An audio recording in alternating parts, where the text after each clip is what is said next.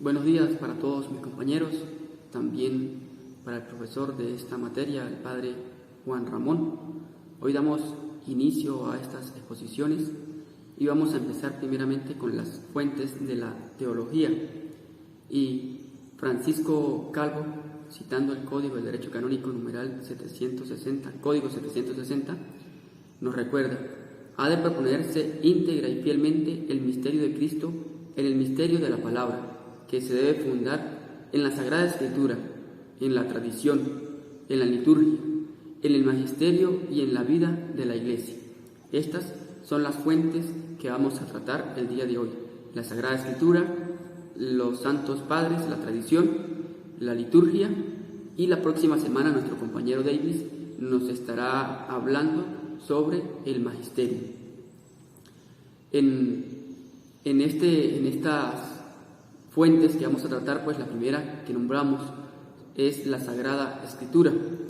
La primera fuente de predicación es la Sagrada Escritura, pues lógicamente allí encontramos el mensaje de nuestro Señor Jesucristo, mensaje de salvación, toda su vida, todo lo que han anunciado también los profetas desde antiguo. Pues en la Biblia se encuentran ejemplos y modelos para la vida de los fieles.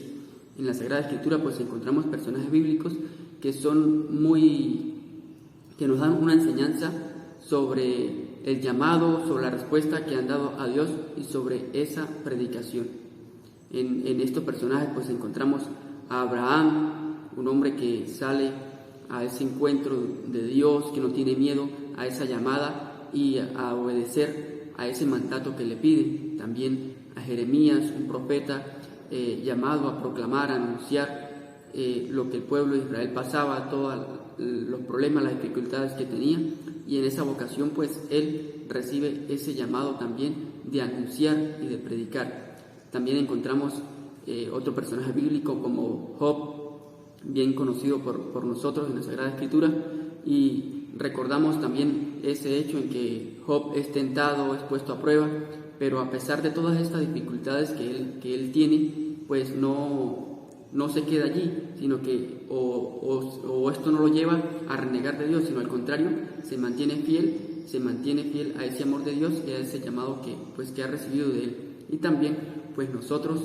siguiendo el ejemplo de estos personajes, pues estamos llamados a salir a ese encuentro con Dios, a anunciar sin miedo ese mensaje de salvación y llevar a los demás esa palabra de aliento y de fe que necesitan de cada uno de nosotros, especialmente por medio de la predicación.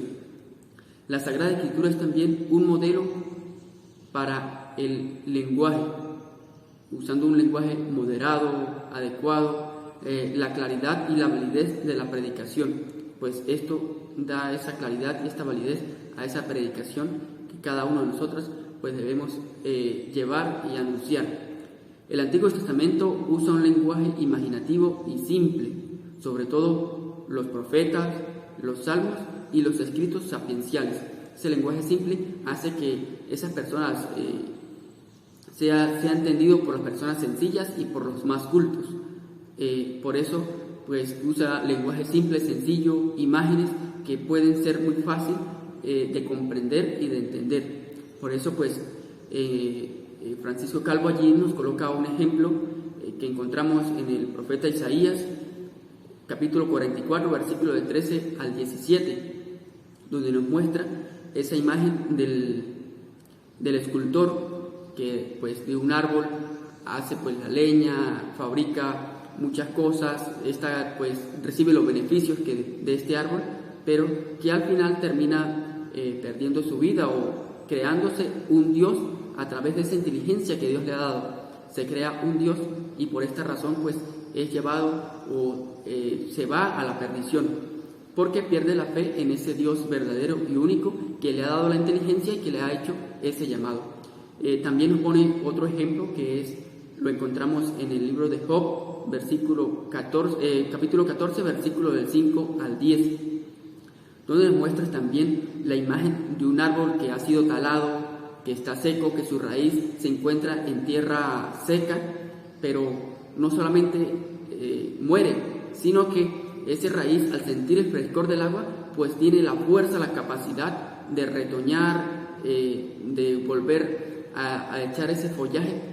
tan bonito y tan fuerte como una planta recién sembrada. Entonces, pues vemos esos dos ejemplos que nos pone allí Francisco Calvo, mostrándonos cómo uno, a través de esa inteligencia que Dios le ha dado, pues se ha fabricado ese ídolo y se ha ido a la perdición. Pero por otro lado nos muestras cómo, a pesar de que se haya perdido o se haya extraviado, pues no está del todo perdido, no está del todo extraviado, sino que tiene que buscar la manera de buscar ese frescor de la palabra de Dios, de la predicación, para poder dar frutos, para poder crecer frente a ese llamado que Dios le ha hecho. Pasamos a una segunda parte, a una segunda de las fuentes de la predicación, que es, lo miramos allí, la tradición, lo que nos dicen los santos padres sobre la predicación, sobre la enseñanza que nos dan. La exégesis patrística ha sacado del conjunto de la Escritura las orientaciones de base que han de formar la tradición doctrinal de la Iglesia. Es decir, la base es tomada de la Sagrada Escritura. Ya pues hablamos de la Sagrada Escritura como esa principal fuente de la predicación, y ha proporcionado una rica enseñanza teológica para la instrucción y la alimentación espiritual de los fieles. Esa enseñanza que estos santos padres pues la hacen accesible, comprensible a todas las personas. Los santos padres son un modelo en sacar a la luz el sentido espiritual de la Sagrada Escritura, pues ellos, a través de su exégesis, de su meditación, pues son capaces de transformar y hacer más clara, más comprensible ese mensaje que transmite la Sagrada Escritura. Y eso lo hacen ellos pues a través o por medio de la predicación. También se distinguen, tienen una distinción, estos santos padres principalmente, se distinguen por una admirable agudeza de entendimiento con que íntimamente penetran las profundidades de la divina palabra, y así sacan de ella cuanto puede servir para ilustrar la doctrina de Cristo y promover la santidad de vida. Ese principal objetivo de los santos padres pues es promover esa vida espiritual a los fieles, a aquellos que se disponen a escuchar esa palabra de Dios, que se disponen y se abren para escuchar la predicación, y a través de ellas pues alcanzar la santidad de vida, hacerla más accesible a todas aquellas personas sencillas y también para los cultos. Para el predicador es muy importante o es muy útil conocer la interpretación que en sus homilías los santos padres hicieron de los textos bíblicos, especialmente de la lectura de San Agustín y San Juan Crisóstomo. Esto no quiere decir que los otros padres no son importantes o que no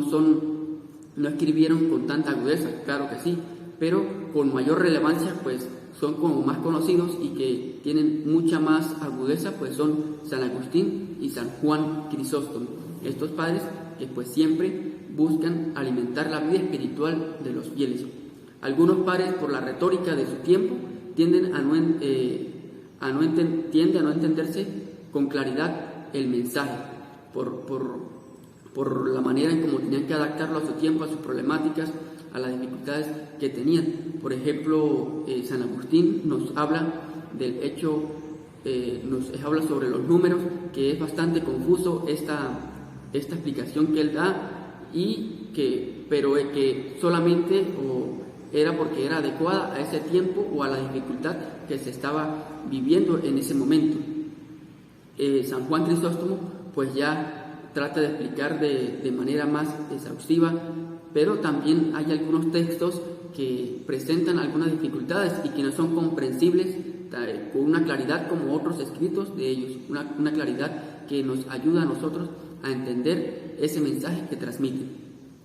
Pero vencidas estas dificultades, los santos padres nos ayudan a encontrar el sentido espiritual de la Escritura y nos enseñan cómo actualizar la Escritura. Esa actualización no es hacerla nueva, hacer nuevas escrituras, sino que cómo ellos nos van recordando esa viveza, esa eficacia que tiene la palabra de Dios para cada uno de nosotros mediante la predicación que ellos ejercen. San Agustín no solo es el más grande entre los padres latinos, sino que vive intensamente los problemas de su tiempo y posee el sentido de la actualización de la palabra de Dios, lo explica y lo adapta. Él, al dar ese sentido espiritual de la palabra de Dios a las personas, a los que él predica, a los que llevan ese mensaje de salvación, pues no solamente explica lo que está allí en la Sagrada Escritura, sino que él trata de contextualizar ese mensaje a esta comunidad, a las personas que la llevan, y la adapta a la cultura, a la problemática que está pasando, para que sea mejor comprendida, para que sea mejor aceptada por las personas a las que él se dirige, y siempre sin olvidar que aquí hay personas cultas, sencillas, y por eso debe adecuar ese lenguaje y esa palabra de Dios para que sea comprensible para todos. San Juan Crisóstomo, el más grande padre de la lengua griega, a quien se le atribuye la actualización de la palabra de Dios en el enfrentamiento de los problemas de la época, en su obra, especialmente las homilías sobre San Mateo, que compone 90 homilías, donde busca explicar, actualizar esa palabra de Dios para su comunidad, para su tiempo, para la época y para la problemática en que se encontraban en ese momento. Y estas 90 homilías pues buscan hacer que todos los oyentes pues encarnen esa palabra de Dios, y no solamente que la encarnen, sino que sean capaces de vivirla y ponerla en práctica día a día en sus obras, en su actuar y en su vivir diariamente. Pasamos a la tercera y última fuente de la predicación de esta exposición, y es la liturgia. Cada tiempo litúrgico, cada fiesta, cada día tiene un contenido y un clima que es extremadamente rico. Pues sabemos el tiempo litúrgico, cómo está compuesto, cómo está dividido cada uno de los tiempos, y la riqueza que cada uno de ellos contiene y que cada uno de estos tiempos pues nos transmite. Por eso la liturgia es una gran ventaja para acrecentar, para llevar ese mensaje de salvación por medio de la predicación a todas aquellas personas que se disponen día a día en cada uno de estos tiempos a vivir la vida cristiana. Por ejemplo, el tiempo de Adviento, una santa nostalgia de renovación de la gracia de la salvación, pues nos recuerda esa gracia de salvación, esa encarnación del Hijo de Dios y ese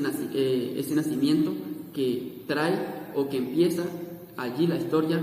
esa historia muy común que nosotros conocemos sobre la pasión, muerte y resurrección de nuestro Señor Jesucristo, pero primero que se da ese nacimiento, esa venida al mundo. La Cuaresma, una seria mentalidad de penitencia que nos ofrece la Cuaresma, pues nosotros hacemos ese examen de conciencia, ese arrepentimiento, y le pedimos perdón a Dios, pero también nos ayuda a recordar pues lo que decía hace un momento, la pasión, muerte y resurrección de nuestro Señor Jesucristo.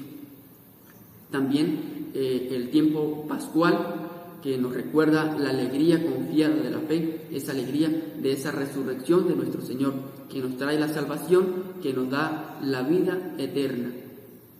El año litúrgico, por tanto, aparece como el principal itinerario del quehacer homilético, pues se debe aprovechar cada uno de estos momentos para acrecentar, para fomentar la vida cristiana a través de la predicación, para que la Iglesia lo recorra avanzando progresivamente en la historia de la salvación, pues se ha hecho desde lo que nosotros conocemos al principio de la vida cristiana. La liturgia es como una segunda escritura. ¿Por qué? Porque tenemos la oportunidad de escuchar la palabra de Dios, de ponerla en práctica y de enseñarla. Todos los textos de la misa, los fijos como los variables, pueden servir como fuentes para la predicación, pues los encontramos en cada una de las Eucaristías, pues la lectura que se hace de la Sagrada Escritura, y por eso pues son esa fuente principal de la predicación. La liturgia como tesoro de preciosas citas. La doctrina de la liturgia se presenta en forma concreta según lo que nosotros creemos y lo que nosotros oramos. Entonces, pues esa es una riqueza de la predicación. Nos ayuda a nosotros a mostrar lo que creemos y lo que oramos. La ley de nuestra oración está determinada por la ley de nuestra fe, pues esa fe que nosotros profesamos, pues tenemos que ayudarla y llevarla a otros que están dispuestos también a escuchar ese mensaje de salvación por medio de la predicación. El tema principal de la predicación, pues sabemos, es Cristo y su obra de salvación, esa obra de salvación que Él ha dado la vida por cada uno de nosotros. Pero ese centro de la predicación que es Cristo varía según las circunstancias y la cultura donde se ejerza esta predicación, que sea accesible a todos, a los sencillos y a los más cultos. Esa predicación,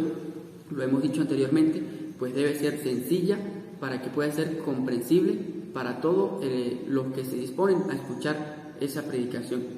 La liturgia como fuente de inspiración, es una inspiración que nos brinda a nosotros para poder llevar ese mensaje de salvación a todos los que se disponen y que practican la predicación. Hace incursiones ordenadas a un fin religioso en la naturaleza, pues a diario que nosotros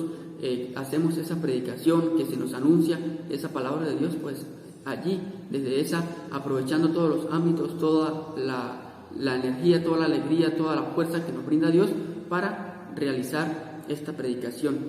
Empuja esencialmente hacia un estado de ánimo que eleva el tono de la predicación y sabe encontrar la expresión acertada, esas expresiones acertadas que se necesitan en un preciso momento, una precisa dificultad que se esté pasando, pues llega esa palabra adecuada que se debe transmitir por medio de la predicación y que día a día se ejerce este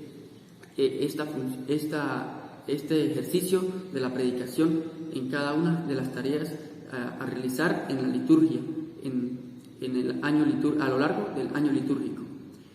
Francisco Calvo, pues recuerda que en el año 1950 Stalin, un obispo luterano, escribe en oposición a otros obispos que quieren ver una separación entre predicación y liturgia. Y dice Stalin: la liturgia de la Iglesia es el caldo del cultivo de la predicación cristiana, y la vida en la liturgia es la mejor preparación de la predicación, que no puede ser sustituida de modo válido por ningún otro trabajo puramente teológico, exegético o dogmático. Y aquí viene lo más importante que nos dice este obispo luterano: la separación de la predicación de la liturgia y del sacramento de la Iglesia es propiamente la causa de la debilidad de nuestra predicación y la raíz de su decadencia. Allí muestra pues que no puede, o da a entender claramente que no se puede separar la liturgia de la predicación. Si se hace esto, pues lógicamente va a venir esa decadencia o ese detrimento de la Iglesia y de ese mensaje de salvación que se transmite a través de la predicación.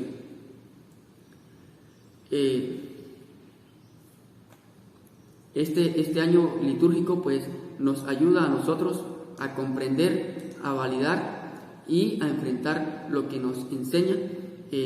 la predicación y la riqueza que se puede sacar de ella. El año litúrgico, escribe Pío Pars, ofrece al predicador dos cosas importantes que son la materia y estado de ánimo.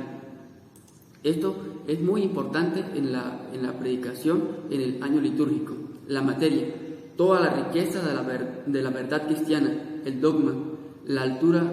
de la vida cristiana, la moral y sobre todo los esplendores de la gracia son depositados entre nosotros en el curso del año litúrgico que el predicador debe extraer. Todas estas características que nos presenta Pío Pars, entonces pues nosotros debemos sacar el mayor provecho de estas características para ponerlas en práctica por medio de la predicación, y así pues llevar y hacer más accesible, más conocible esa palabra de Dios a los cristianos, a los fieles oyentes. El estado de ánimo. El año litúrgico es un excelente barómetro que nos ayuda a medir esa capacidad, que nos ayuda a medir con qué eficacia estamos realizando ese trabajo de la predicación, ese trabajo pastoral de la predicación en nuestras vidas y en las comunidades o el lugar donde nos encontramos. Y nos podemos preguntar, ¿para qué sirve el estado de ánimo en la vida de la predicación? Pues es muy importante porque muchísimos sin el estado de ánimo adecuado no preparan bien su predicación, no será eficaz su predicación. El estado de ánimo influye en esa preparación, en la dedicación de sentarse a preparar esa predicación que usted va a realizar. Porque si un estado de ánimo firme, sólido, que esté dispuesto, pues lógicamente no va a tener ese tiempo, no va a tener esas medidas que se brindan o esas medidas que se piden para preparar una predicación, sino que solamente se va a leer el texto y va a salir allí a decir lo que primeramente se le viene a la mente. Entonces, pues en eso influye el estado de ánimo, para poder sentarse, preparar adecuadamente esa predicación que se va a realizar. Estas son las tres fuentes que pues vimos el día de hoy. Ya nos veremos la próxima semana con nuestro compañero Davis, que nos hablará del magisterio de la iglesia y la enseñanza que ésta nos brinda, que es otra también de las fuentes de la predicación.